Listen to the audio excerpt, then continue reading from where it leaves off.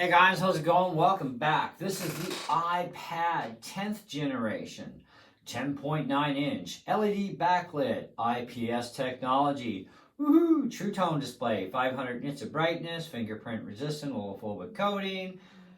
Of course, it does have fingerprint ID and USB-C. Yeah, awesome! Woohoo! All right, USB-C drives. Let's plug them in and use them. Supports Apple Pencil first generation only. Now that's a disappointment because I have a second gen. So I am not buying another pencil. All right, I'll save my artistic fun for my iPad Pro where that pencil actually works on, but I'm not buying one for this thing. A14 Bionic chip with a 6-core CPU, 4-core graphics, 16-core neural engine, 12 megapixel cameras, front and rear. The rear, of course, can go up to 4K. The front can go up to 1080p. And they stuck it in the correct place for a change. Right where it belongs. And that's where your mic is, too. And there's only 2 mics on this thing, by the way. One on this camera and one on the back for the back camera. Okay? Now, as far as doing stuff like surfing the internet, for example. Yes, we can go and we can surf the internet. And we can have some fun here. Okay, no big deal. Surfing the internet, nice and zippy. Wi-Fi 6 in this puppy too, by the way. All right, let's get on with a little bit more fun. What else can we fire up? Oh, how about this? Get this, DaVinci Resolve. Technically only supported for the M1 and M2 chipped iPads, but turns out it works on this one too.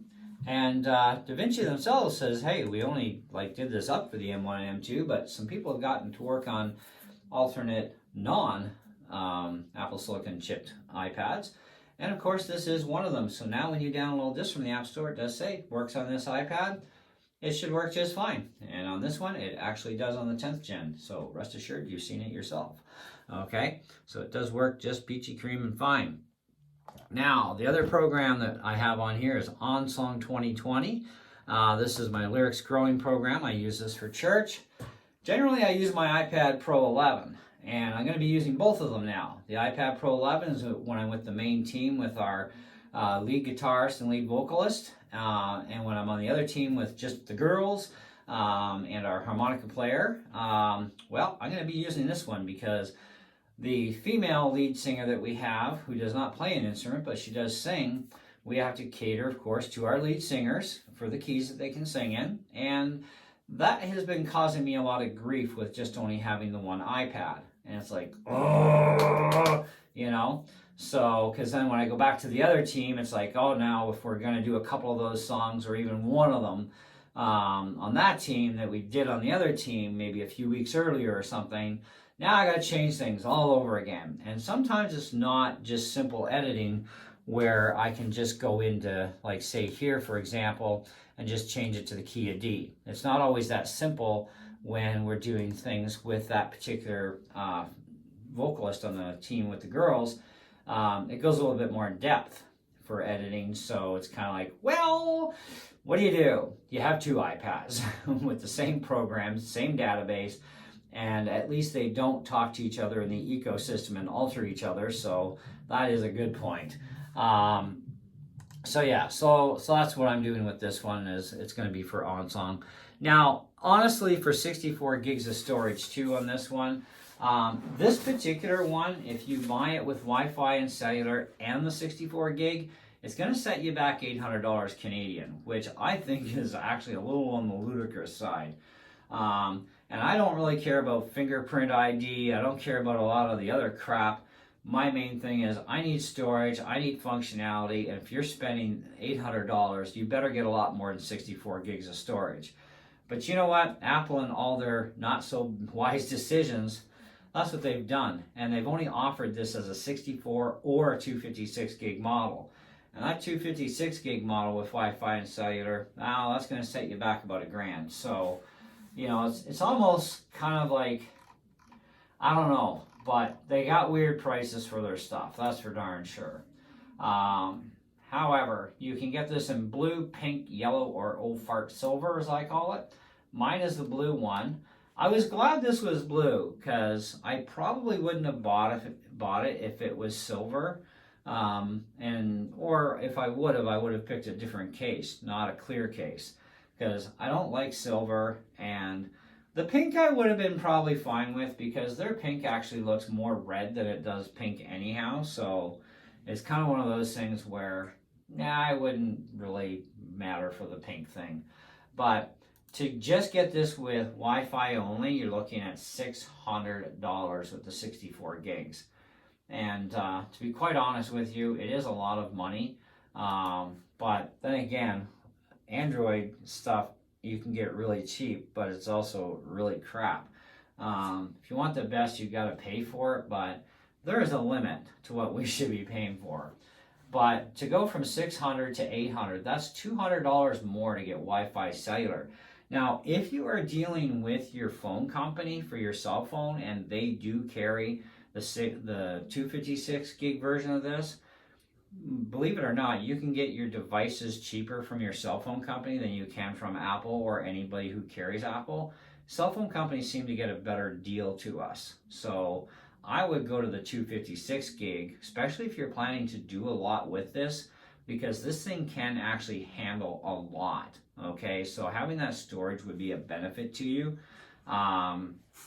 So that's where I would say, okay, well, I know it's going to cost me pretty close to the same amount with the 256, and I know I'm going to be forced into Wi-Fi and cellular with a cell company, because you are. It's not a choice for that part, because you have to have it on a data plan after all. Okay, so they're pretty picky that way. But you can save a little bit of money. Just go Wi-Fi only, go 64 gig for 600. If you wanted to go with having where's my choice for my storage? 256 gig. So you can get 256 gig Wi-Fi only, buy it outright for $800. Okay, so it's either $800 Wi-Fi cellular 64 or $800 256 gig Wi-Fi only. But from your cell company, like I said, you are going to be close to that $1,000 price tag. With the 256 gig with the Wi-Fi cellular in there. So, you know, and I look at it too. Like, I mean, it cost me, what was it, like $1,100 and change for my iPad Pro 11 from a cell company. That wasn't bad. Like, I don't consider that to be extraordinarily bad. Now, I only did get the 128 gig version because I had no patience to wait for the 256 to come in from Apple from my cell company. And it would only costed me an extra $5 a month for 24 months. So that's not a whole lot of extra money to go into the 256 gig. But then again, I'm barely even doing anything with the 128. You know, I mean, there's just no programs that take advantage of the M2 chip, and everybody's kind of pissed. And now Apple's pushing M3s on us next for iPads. And it's like, why, Apple? Why? I mean, if you're not going to give us software to take advantage of the Pro, why are you continuing to do this? It's just dumb. So, but this thing here, this 10th gen, I like it. And I really like it for cutting videos in here now too, because now you can actually see my eyes straight ahead because of that camera being located where it is along the side now, or in this mode actually. So I don't look like Crazy Eyes from Mr. Deeds anymore. So that's kind of a bonus, right? Now, there's also other programs. If you want to know how fast your internal storage is on this, there's a program called Disk Test on the Apple Store. And you can build up yourself a little bit of an average list. So you can just hit the button here. So we got 718, 662, 697, 641, 432, 642, 715, 6... So you can get a list going. And this also supports external drive support too, but you're going to have to pay for the program. And it's only a couple bucks. It's pretty minor. So, but it's worth purchasing it. I actually purchased it for my Pro. And you're going to have to purchase it for each iOS device, it turns out. And it's like, that kind of sucks. I already paid for it for this. Yeah, well, we're going to make you pay for it on this, and this. That's the company that's on the App Store. So you have to, and I'm not paying multiple times. I don't care. Now, with the Type-C on this too, you can use all your Type-C drive support, so that's not a big deal. You know, so that's fine. So you can hook in your Thunderbolt drives, your Type-C drives, you know, NVMEs, whatever, flash sticks, right? Because Type-C is kind of like the way things are going. And it's nice to see Apple starting to put that through more and more nowadays, where, you know, they're doing more Type-C. But they don't really have a choice anyways. So they're actually ahead of the European Union's mandate for Type-C, which they were going to do anyway. So it's just, why not do it ahead of time, right? Make them think they're getting their way with us.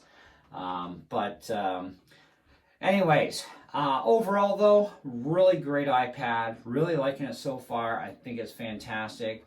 But I would definitely recommend that, you know, if you're going to go into this performance level of an iPad, which is pretty darn snappy and fast, I would suggest going for the 256 gig, especially if you want to download a lot of programs and games and stuff. I mean, because a lot of people like to game on their iPads. This thing would be good for a lot of game stuff that you can do. But the storage is where you're shy on with the 64 gig. It's just not going to be very practical. Now, for me, it's practical for 64 gigs because I'm running OnSong on it. I'm doing my Facebook, doing my Messenger, you know, stuff like that. DaVinci is coming off. I'm not keeping DaVinci on this thing because I don't do video editing on iPads anyhow. I don't like it. It's too many extra steps and it drives me nuts. You know, I'd rather just make my life simpler on my Mac and just do it that way. And besides, I have DaVinci on my Mac, and it's still way less steps under Mac OS compared to iOS. But for what I'm using this for, yeah, it's definitely practical, okay, for the 64 gigs. And like I said, I've still got over 40 gigs free, so, and I've got all this on here. But you can do video editing with an external drive too. A lot of people do it, so you don't have to have that internal. But what you got to watch is if you're going to shoot, say, a 4K video on this thing using the back camera, you better have some drive space free on this thing for that, because it always goes to the internal drive when you're shooting your video. So you need to make sure you have that space available for that. And that's one thing where you might run into some problems if you've got a lot of stuff already installed. It's like, because 4K does take up a lot of space, but 1080p isn't near as bad. So you could easily get away with a lot of 1080p stuff, but still keep space free either way, because you need that scratch space for shooting your video, saving it, and then you can just airdrop it to your Mac, or, you know, edit it externally, whatever you want to do if you're going to do all your editing on your iPad. Now, where do I actually put this thing in the whole of things? I would say that this thing definitely deserves a 4 out of 5, okay? I think it deserves at least that. I do think that the lack of storage options sucks. 64 and 256 only, not acceptable. They should have had, if they're going to still do 64, it should have been like 64, 128, or 256. Or better yet, Apple, get rid of 64 gigs. This is a pretty powerful iPad. Like, people deserve to have better. So 128 gigs should be the minimum, you know, and majority of us can definitely survive on 128.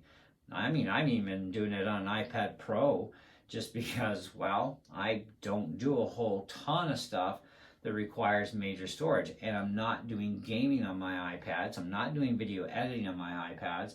So for me, 128 gigs is very suitable and fine and will last me for years. Because just remember too, SSDs are by size what their life cycles are, okay, before they could actually fail. Doesn't mean they're going to, but they could, okay?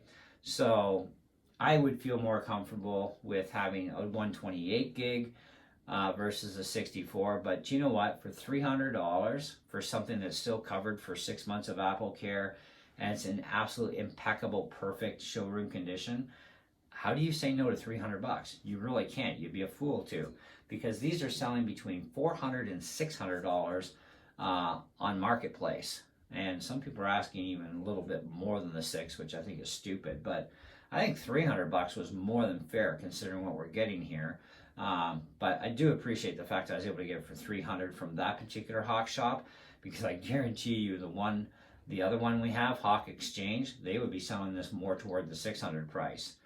Okay, mind you, they would have paid the person a lot more money too, but you know, it's kind of one of those things where you take your chances. You always shop around to your different pawn shops if you're looking for used iPads. definitely shop around. Just because that looks like a fantastic deal, go look elsewhere before you make up your mind, okay?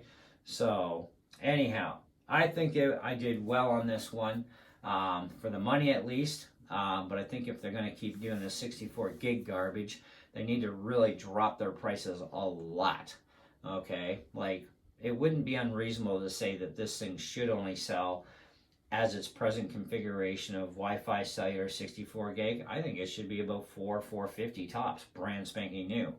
Okay, that's about where it should be, but that's not Apple. So, you know, anyway, there's a lot of things that need to change at Apple. They honestly do. Okay, they really honestly need a lot of changes at Apple themselves, especially with their pricing and what they give us for our money.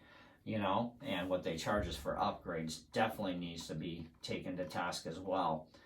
But that's where I'm at with it. You can decide for yourselves. I'm a little disappointed that my Gen 2 Apple Pencil doesn't work and we're stuck with Gen 1.